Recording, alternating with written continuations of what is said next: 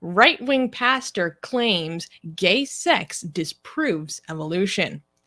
On July 11th, a right-wing pastor, Jack Hibbs, delivered a compelling sermon in his church, the Calvary Chapel in Chino Hills, California. He claims that the sexual actions of the LGBTQ plus community are proof that God exists and that evolutionists should be against same-sex unions because gay sex is not reproductive. In a video on his YouTube channel, Hibbs alluded to the idea that God intended man to multiply. Hibbs explained that for the theory of evolution to propagate, the creatures that are evolving need to procreate. Since same-sex intercourse does not provide the necessary biological means to reproduce, therefore, quote, there would be no such thing as homosexuality. This latest attack on the LGBTQ community is not the first for Hibbs. In 2015, Hibbs and other right-wing pastors criticized the U.S. Supreme Court's ruling that legalizes same-sex marriage. Hibbs claimed that the Supreme Court has, quote, crucified God's word. I love how so many people who talk about, evolution have no idea what they're talking about. Yeah. They have these very simplistic understandings of how it works and what the theory is. And they have this one-to-one, they think like, oh, anything that directly influences, results in more children, that should be the result of evolution. Like, evolution means more children and nothing else. And if it goes against more children, therefore it violates the laws of evolution, and therefore evolution has been disproven if we see anything in nature that does not result in more children, right? Checkmate, atheists. Like, they have no idea. First of all, we do a lot of things that we like that is beyond our evolution, right? In modern society, right? We have we're not living in in caves anymore, and there's a lot of things we do that we like that is harmless, we weren't designed to do. Okay. However, when it comes to gay relationships, that there's actually a lot of explanations for why that behavior might be encouraged in nature. There's many different theories in this, and this guy didn't even bother. Like, did he not even take 5 minutes to look into that? Because there's a lot of them. I learned about this a lot when I was pursuing my minor in college. And I mean, I can get into some of the evolutionary theories of homosexuality if we want to, but I think it would be hilarious. I sent you, or either I can pull it up or the link is in the news document of his actual statement, which I think would be hilarious to watch, because I watched it earlier and there were so many moments where it just was like, wait, what? This one? Yeah. Okay. It's a little slow in the beginning, but it picks up.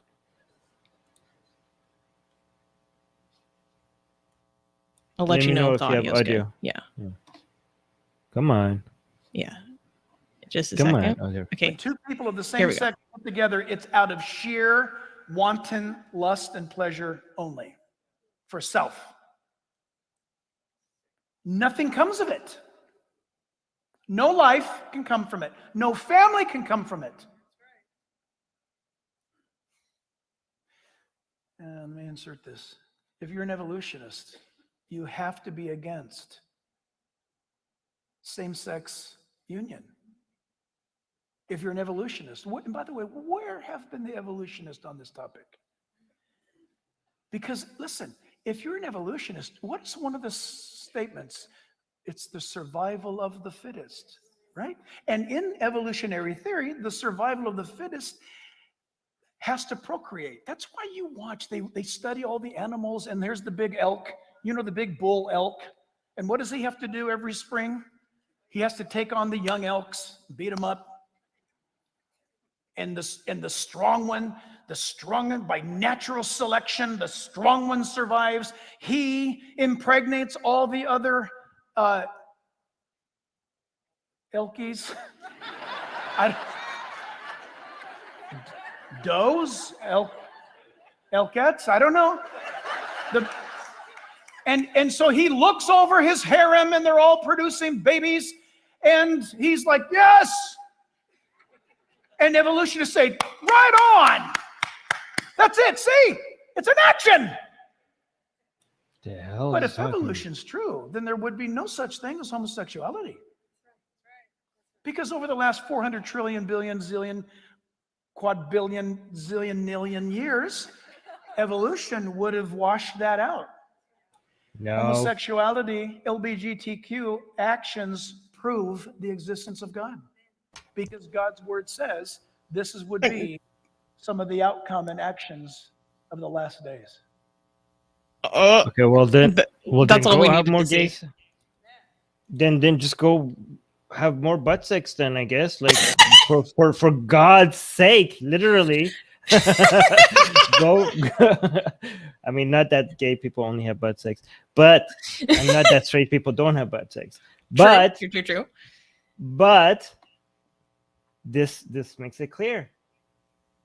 To prove God, go have gay sex. More people. Like, Okay, this was amazing because I've never heard anyone make the argument before that gay sex proves the existence of God. I was like, this threw me through a loop. I think, gay people should be like, okay, then you owe us. Like, then why are you against us? Like, it was so funny. You should just like expose people to more gay sex so that they believe in God, right? So you should make part of the education so people could see the glory of God. Make it the glory hole, right?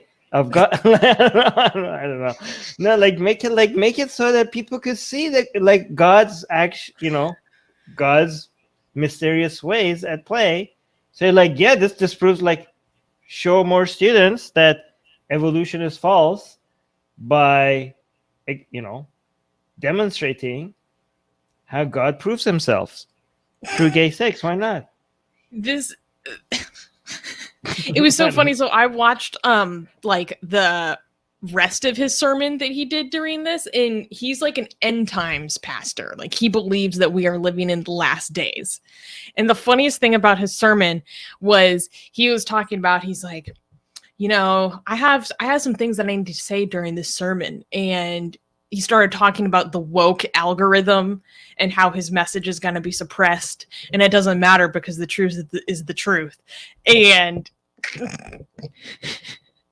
it was oh my gosh, it was so wild. So yeah, because of the sexual immorality in our culture is proof that this is the last days, and that his argument is that God created homosexuality so that we know when we're living in the end times, because the promulgation or the popularity of homosexuality or gay sex is one of the notifiers of the end times. So God specifically created this so we know when the world is ending, apparently.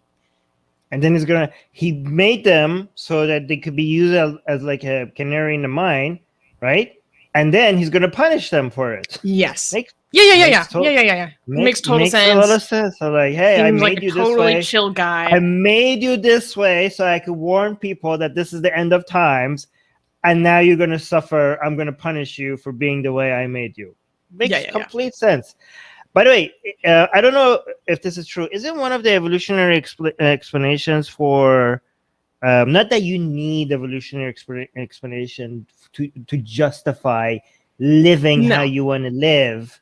You don't need that. Okay, you could live completely unnatural lives as long as you are not harming anybody. Okay, there's the appeal to nature fallacy here. Okay, not everything that is natural is good. Sometimes unnatural things are better. However, so if I say this, that there might be evolutionary explanation for why there is a gay relationship, it's not required to justify it. You don't need justification. You just be the way you want to be. Okay.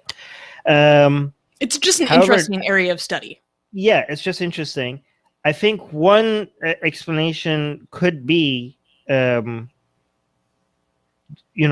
same reason why nature decided to keep grandparents around, even though they are now a drain on resources, right? Is to take care of more younglings that might have no parents to take care of them, right? Yeah. Which is interesting, because if that is the explanation, evolutionary explanation, is happens to be so that even in the modern world they are they are actually doing the same thing, even though we don't live in caves anymore, because it's a lot of gay parents who are adopting children, which is that don't have parents, right? So it's so the fact that a lot of gay couples would like to adopt children, it's saving a lot of children from going parentless, right? Yes. But it's just a mere coincidence, okay? I'm not saying that justifies it, because you don't need justification, okay? But that could be one of the explanation. Also, another explanation could be, again, I don't know, right? Is that in social animals, okay, there are ways, sex could be used as bonding rather than just procreation, right? Like, and bonding with same species, members of your own species in a tribe, it's great for the survival of the tribe, right? So given that sexual pleasure, not just between, not just gay, sex, straight and gay sex, is often used as a way for animals to enjoy each other's companies and then defend each other if there's, because have You're emotional, chemically bonded. and then protect each other because they value the tribe that they're in, because it's so much fun to be in the tribe that you're in, because you're having so much gay sex, and I'd protect my tribe because my boyfriend is in the tribe. Straight up. I mean, that was like a huge thing for like Greek soldiers or Roman soldiers, right? Oh yeah. Actually, they would be buried with their boyfriend soldiers. Yes. Yeah. I mean, there are a lot of things that might have started for procreation purposes, but then it took a life of its own and became used for other purposes, like, sexual relationships are not just for procreation, Yeah, but especially in social animals. But yeah, if you're following a strict biblical interpretation, even for heterosexual couples, in the sanctity of marriage, sex for the sake of enjoyment is not, it's forbidden. Yeah, it's supposed to be, it's not supposed to be for yourself. It's supposed to be for something else. It's supposed to be for something greater. It's supposed to be for making, God's people as what's the phrase, as multiplicitous as the stars. Yeah, but this was funny to me because I didn't grow up in a community or environment where creationism was much of a thing, and so I had never heard the term evolutionist before. And I was like, I'm gonna start using it. Yeah. Like, what is an evolutionist? This is very interesting, because these idiots think that people who believe in evolution, they think that we believe that because evolution is the thing in nature, everything that, therefore, societies have to be built based on standards that would make the apparent goals of evolution successful. Like, no, that's just a thing in nature that happens. No one thinks that way. No, that doesn't mean that just because we know that that's something that happens in nature, that doesn't mean that we have to make societies to make those things come. Like, here's an example. It's as if like we believe that the theory of gravity is true. All right. Oh, really? Okay, then the natural conclusion from that is that you have to drop everything that you see on the ground and you have to push everyone over their standing because you believe in the laws of gravity. So you believe that all things that are up must go down. Don't You you have to believe take like, it upon no? yourself to enforce it. Yeah, to enforce like no. That's what he was saying. Like That's why yeah. evolutionists should be opposed to same-sex marriage. Because I'm like, this isn't a doctrine that we follow, dude. This is Yes. Why do people? It should be. Yeah, we should be like gravitationalists and be like anybody who climbs stairs is like illegal. Like it's a sin in our ideology because you're good. Elevators are the worst. Or we all turn into abomination. Cats. We all turn into cats where we knock everything off. Right. By the way, if you are like the way, okay, so here's the thing: the way he thinks about evolutionists, which is I don't know what that is, but the way he thinks about that, then if you want to actually like, if anybody actually thinks like that, right? A natural conclusion from that would be like, is like, oh, so you believe like the fittest genes have to survive? Like, no, that's just how evolution works. That's not how we're supposed to operate. But if we did think like that, then we would be like, okay, then I guess the natural conclusion from that should be if our entire goal was to be like the fittest genes of the strongest men have to survive, would you to be just society to identify the strongest man, right?